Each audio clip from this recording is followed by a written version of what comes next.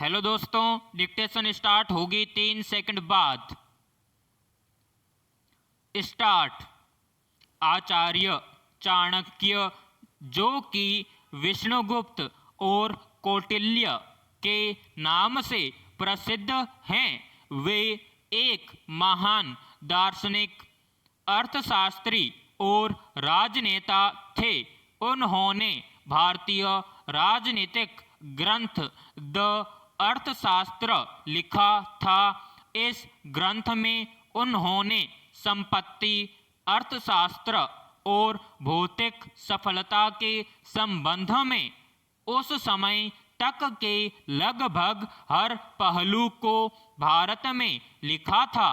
राजनीतिक विज्ञान और अर्थशास्त्र के क्षेत्र में विकास के लिए किए गए उनके महत्वपूर्ण योगदान की वजह से उन्हें इस क्षेत्र का विद्वान और अग्रणी माना जाता था। पैराग्राफ।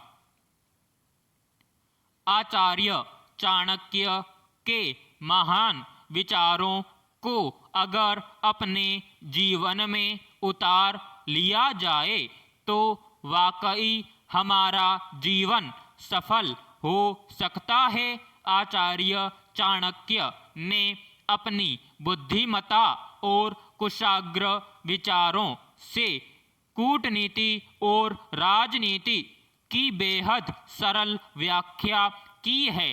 भारतवर्ष में चाणक्य को एक समाज का सेवक और विद्वान माना जाता है। पैराग्राफ।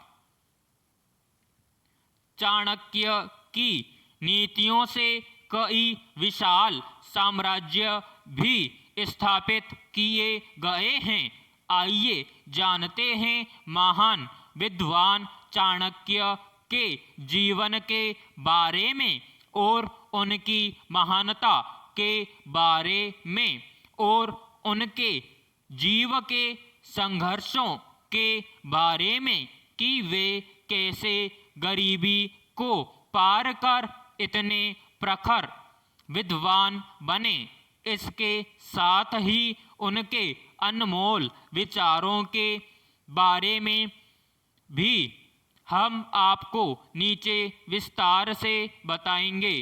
ऐसे महान विचारों के प्रणेता महापंडित चाणक्य के जन्म के बारे में कुछ भी स्पष्ट उल्लेख नहीं है, फिर भी उनका जन्म बौद्ध धर्म के मुताबिक 350 ईसा पूर्व में तक्षशिला के कुटिल नामक एक ब्राह्मण वंश में हुआ था।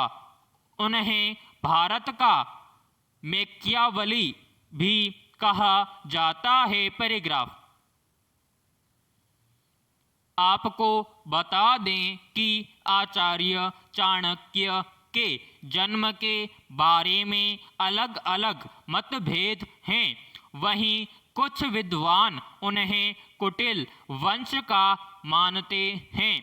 इसलिए कहा जाता है कि कुटिल वंश में जन्म लेने की वजह से उन्हें कौटिल्य के नाम से जाना गया, जबकि कुछ विद्वान की माने तो वे अपने उग्र और गूढ़ स्वभाव की वजह से कौटिल्य के नाम से जाने गए, जबकि कुछ विद्वानों की माने तो इस महान और यशस्वी विद्वान का जन्म नेपाल की तराई में हुआ था, जबकि जैन धर्म के अनुसार उनकी जन्मस्थली मैसूर राज्य स्थित श्रवणबेलगोला को माना जाता है।